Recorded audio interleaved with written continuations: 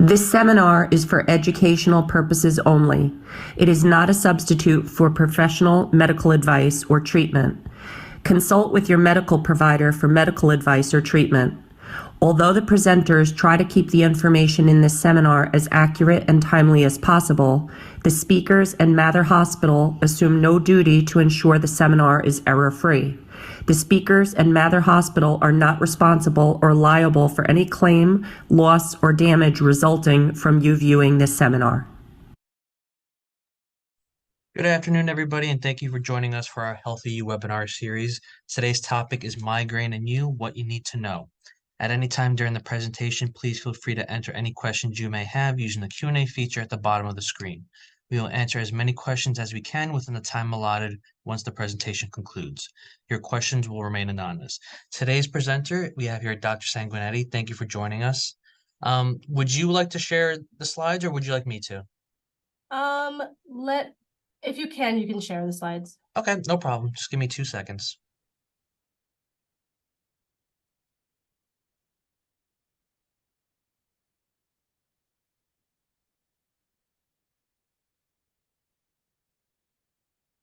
Okay, and then I think, do I just ask you to skip to the next slide when I'm ready? Yep, just let me know when to go to the next slide. Okay, all right. You might have to hit the next button. All right, thank you very much. Good afternoon, everyone. I'm Dr. Sanguinetti. I am a headache specialist out here in Port Jefferson. My office is on Halleck Avenue, and thank you for having me give this talk today. Next slide. All right, what does migraine mean to you? So for anyone who has migraines or knows a person who has migraine, there are definitely certain things that stick out. So for instance, key things: pain, throbbing, nausea, this sound sensitivity, light sensitivity, anxiety as a result of thinking about when your next migraine is going to be coming about. For some people, it's the aura that can be quite debilitating. It's missed work events, it's missed activities with family and friends. And for some people, it can be quite disabling. Next slide. So migraine is a ubiquitous condition. It affects so many people. In the United States alone, it's 39 million people, and some estimates are even more than that. And it's 1.1 billion people worldwide. It was recently, in the last few decades, actually recognized by the World Health Organization as a disorder. And with that came, we found it's the second most disabling illness in the world. It's the third most common disorder in the world. It affects disproportionately women, but even more so women of childbearing age, so between the ages of 15 and 45. And it's the #1 cause of disability for women in those age ranges.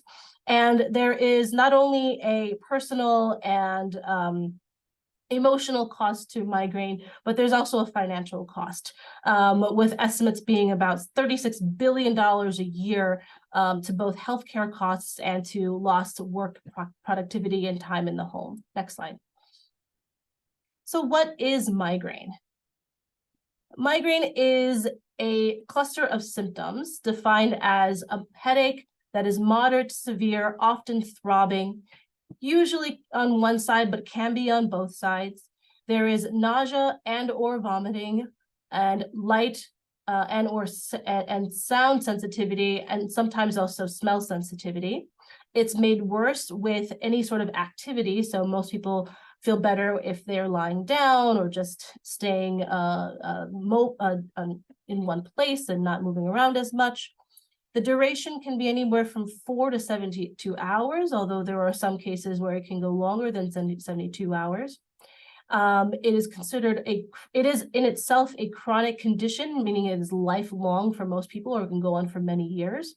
But we call it chronic migraine when someone is having more than 15 days a month of headache, and it's been going on for more than 3 months. New slide. So people think of migraine as just the period where they either have the aura or where they're having the pain, but migraine is actually much more than that. And the migraine actually starts somewhere hours to even a couple of days before you even get the pain. And so there are several different phases to a migraine.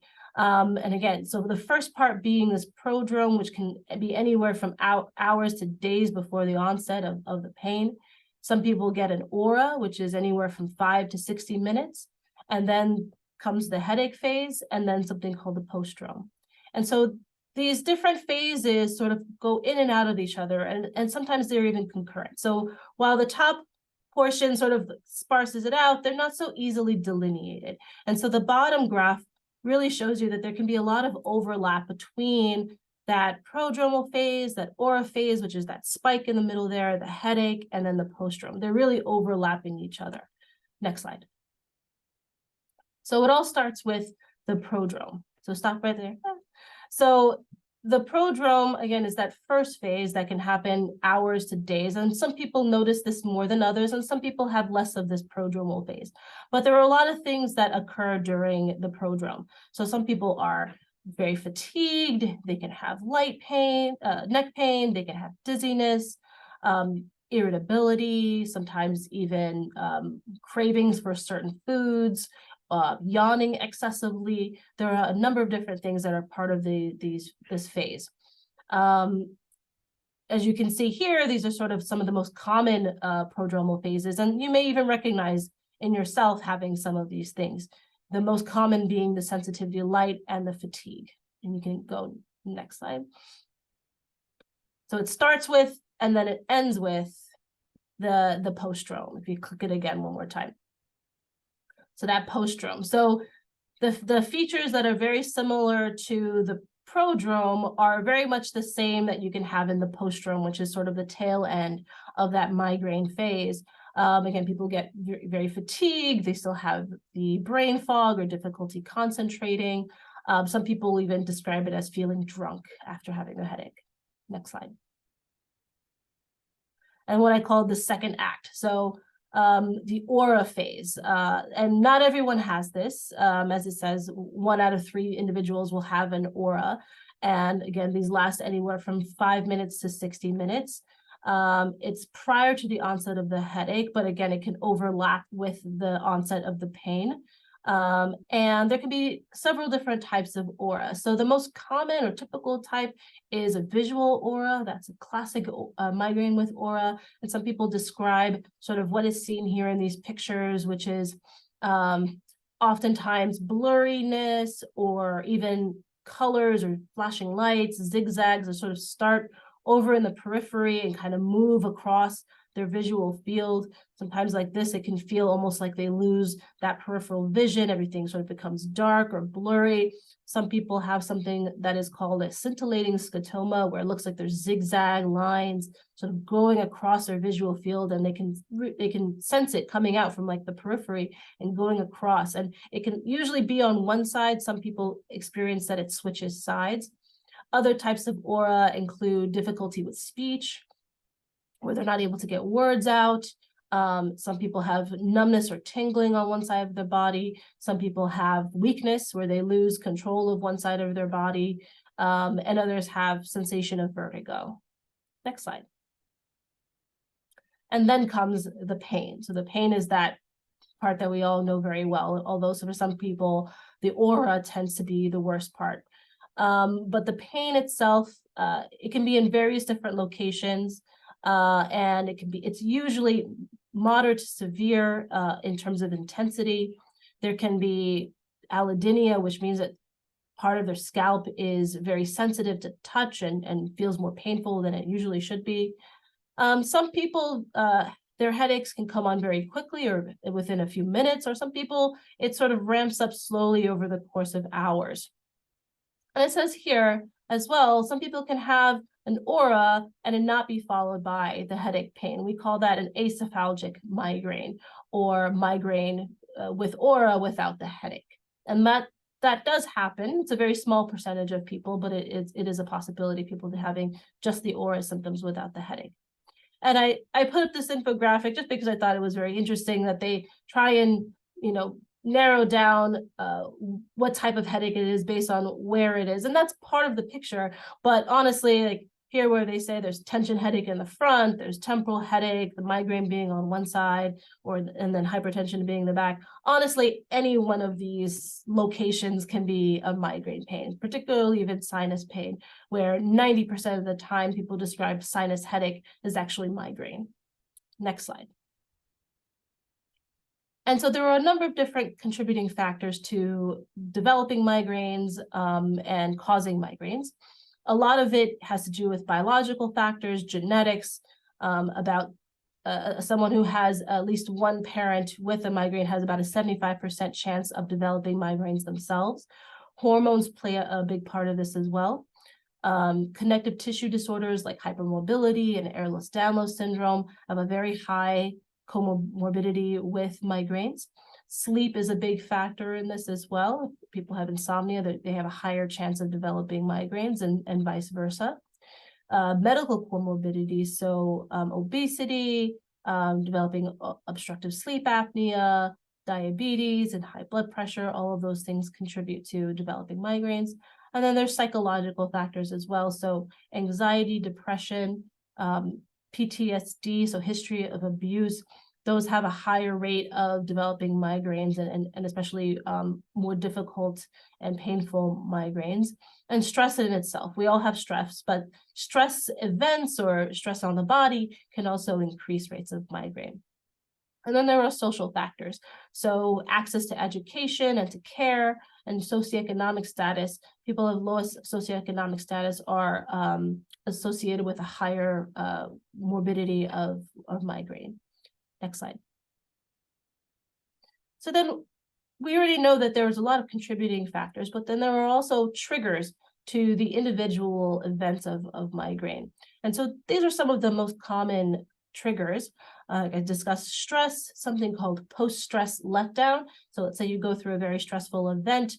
You're fine during that event, but the moment you sort of relax and things have sort of calmed down, some people will get the headache at that point. Dehydration is a big one, skipping meals, too much sleep, so sleeping beyond what your body usually requires, or lack of sleep, which is most of us. Pain elsewhere in the body, so if there's chronic pain issues like back issues, TMJ issues, neck issues, that could also trigger off migraines as well. Allergies, eye strain, so looking at computers and screens for long periods of time during the day. Menstruation or ovulation, mainly because, again, of those hormone changes. So it's quick changes in hormones that can often trigger off migraines. Airplane travel, going up in the airplane and also coming back down can sometimes trigger migraines, mainly because of the change in the pressures within the cabin. Changes in weather for very similar reasons. So some people have more migraines when there are low pressure systems coming through or high pressure systems. Sometimes the heat, if it's very warm, that can often trigger off a headache. Certain smells, so some people have sensitivity to cleaners and perfumes, smoke, cigarette smoke. Bright lights, alcohol and chocolate. Often people report that as a trigger for their headaches. Some people with the alcohol, they'll say specifically it's red wine or white wine, or it's a particular type of liquor. All three of those, you'll notice I have starred off there because part of that actually may be part of the prodromal phase. So as I said, I showed earlier, there's a high rate of light sensitivity. And so people may notice that, I saw a bright light, but it actually may be that they were just very sensitive to the light at that moment, which means that their migraine was already sort of in that beginning phase. Citrus fruits and aged cheeses, as well as artificial sweeteners and preservatives, have all been associated with triggering migraines. And then either drinking too much caffeine or caffeine withdrawal can also trigger off migraines. All right, next slide. So what can you do to help yourself in terms of these migraines if you have them? So the first things are managing those triggers. So recognizing whatever triggers you have, whether it's stress or too little sleep, or maybe it's skipping meals, and control those things that you have control over. So there may be lifestyle modifications to avoid some of those triggers. And then planning for the ones you don't. So for example, the weather. If you're triggered off by the weather, obviously we can't control the weather, but sometimes maybe even taking medications ahead of time or other options may help with that. Eating regular meals throughout the day, including protein. Part of that, again, is to avoid that hunger response and the hypoglycemia that comes along with it. If you're eating protein, you'll avoid some of that hypoglycemia. Regular exercise, so 30 minutes a day, at least 3 days a week at minimum. That's what I usually recommend to my patients, because the studies have shown that even that much can be as good as one of the migraine medications that we prescribed. So just doing that is as good as taking a medication. Meditation, I don't discount. There's a lot of evidence that meditation can be very good in terms of chronic pain and migraines as well. I know it seems like, what is meditation going to do? But the studies actually show meditation causes changes in the brain, and it rewires the way your brain works. So there's a lot of benefits that come from meditation. Taking care of your physical and mental health. This is a huge one. So physical health, making sure that if you have any chronic illnesses, that those are well controlled. If you have diabetes, that is controlled, your high blood pressure, eating well, exercising, making sure that you are not vitamin deficient in anything, because any sort of changes in your body's homeostasis or internal balance can trigger off migraines. And taking care of your mental health, because like I said before, that anxiety, depression, PTSD, any of the psychiatric illnesses, there's a lot of interplay between those things and migraines and chronic pain in general. And so sometimes taking care of those underlying issues can actually make the headaches a lot better. And then speaking with your neurologist and your primary care physician. Sort of your primary care physician is sort of your first stop.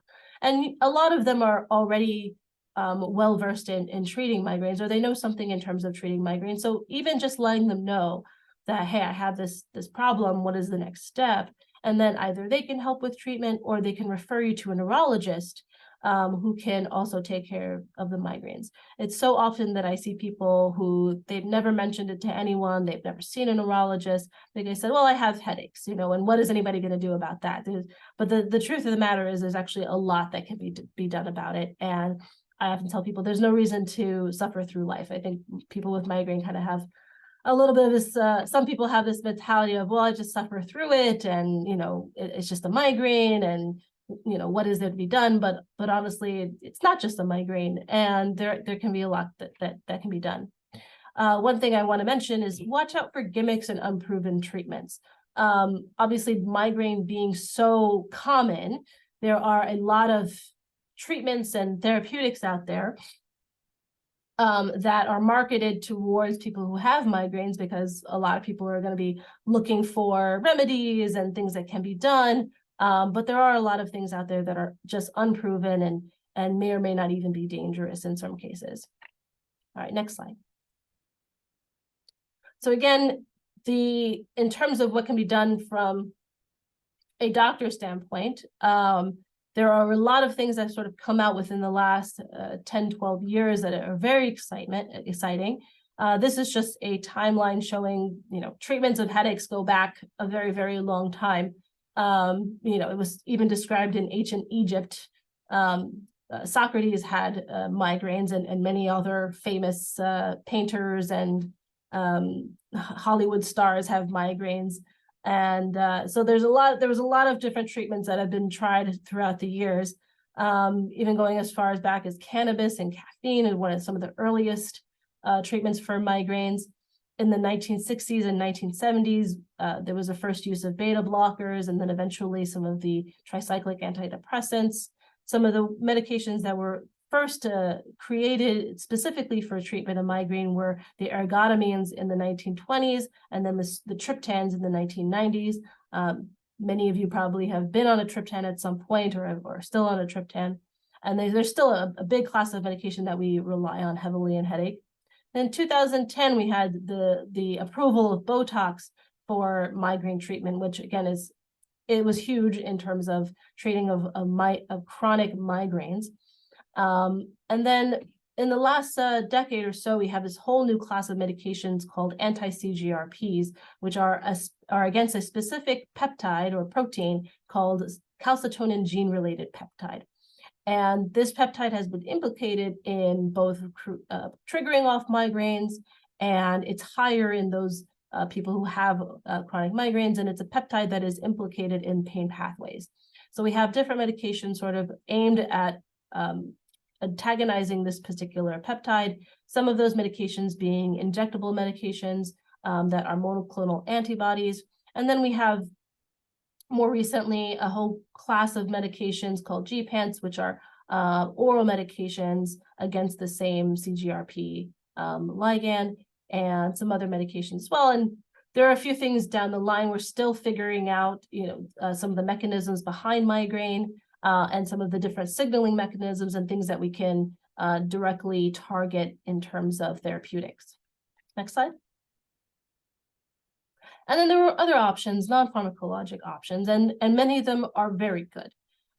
Supplements, so I often recommend magnesium, riboflavin, coenzyme Q10. These have great evidence in terms of treating migraines. Then there are herbs such as butterbur, feverfew, ginger, and turmeric. Ginger and turmeric mostly for their anti-inflammatory properties. The butterbur and feverfew also had good evidence in terms of helping with chronic migraines. We sort of turned away from those in the last few years just because they can cause an elevation in liver enzymes. Acupuncture is a great modality in terms of treating migraines, and it can be very helpful. There's a lot of good evidence for acupuncture and biofeedback as well. Biofeedback being a modality that is often performed by a psychologist, where they use various different feedback mechanisms, such as electrodes for muscle feedback in terms of like how much you're clenching. They check vital signs, things like that. And they teach different types of relaxation techniques with that biofeedback, so you can have the real-time feedback in terms of how well you're doing in incorporating those techniques. And then you can go on and you can use them at home or wherever you choose. Both of those things, as well as with any therapeutic that we do, it takes commitment to staying with those therapeutics. They're not going to work after the first time. It takes a few treatments in order to see sort of any benefit to them, but it's the same with any sort of any of the therapeutics.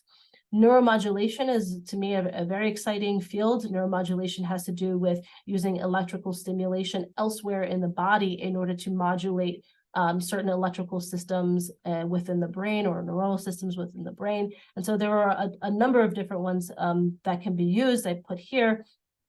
So cephaly, as you see, is this little triangular one that is placed on the forehead that is stimulating the nerves in the forehead.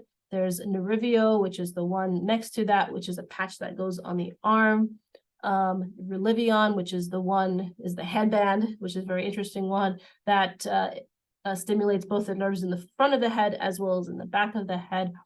And all of these, I think other than the Relivion, currently what they're working on, that are approved for both acute treatment as well as chronic treatment. So they can be used in order to prevent headaches, so reducing the number of daily headaches, as well as treating acute headaches. So once you get the pain, you can use these to help either reduce the intensity or the length of the headache episode.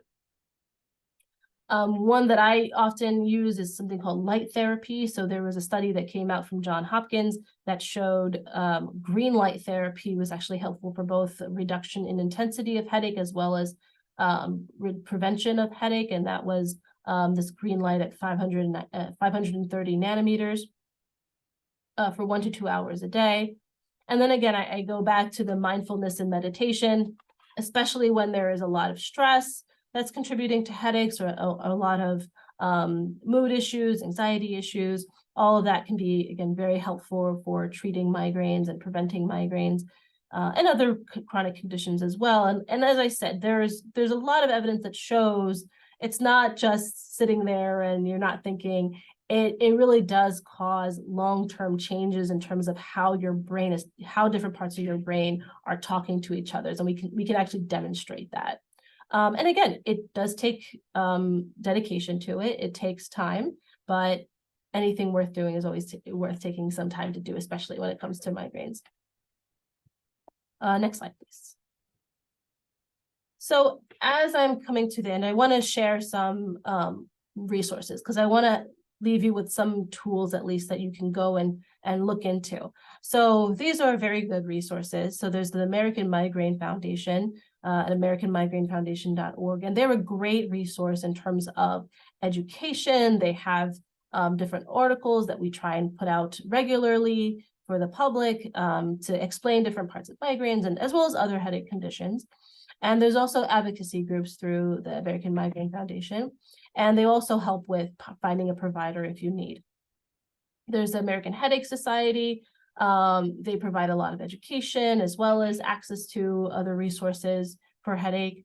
There's the National Headache Foundation, kind of same thing. They can put you, you can find different providers using that source. They have education, courses, webinars, and other articles. And then this one I actually found last night through my research, BezzyMigraine.com, which is just an online community for people with migraines, and they have different forums. You can ask various different questions in terms of someone who's living with migraine, all of the sort of like nitty-gritty kind of questions. So they have a forum on, let's say, like you have disability and how you get FMLA forms and how does that process go about. They even have a section on just like, how do I go out and date with migraines? So I think it was a great resource, and it's free to join up. But I definitely recommend, no matter which one you do, it's good to reach out and like just talk to other people and realize that you're not alone, that there are other people who are struggling with this as well, and it's a common thing, and that there's definitely things that can be done. Next slide. So in summary, migraine is a chronic disorder. It's very, very common, but often not very recognized. It's characterized by all those things: severe pain, intolerance to activity lasting hours. There's usually the nausea, sensitivity to light noise, as well as other associated features.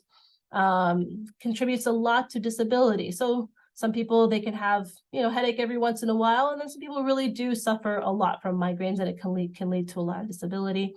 It's multifactorial, so there are a lot of things that are sort of in our hands in terms of what we can modify, and then there's some non-modifiable things as well. But overall, there are a lot of things that we can do to manage migraine. Thank you very much.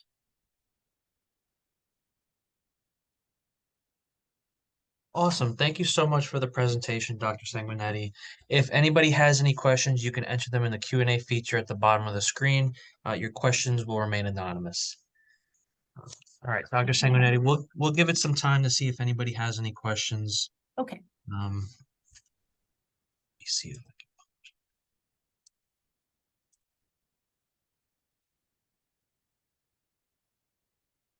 Okay, we already have one here. Can you speak to migraines from a former TBI?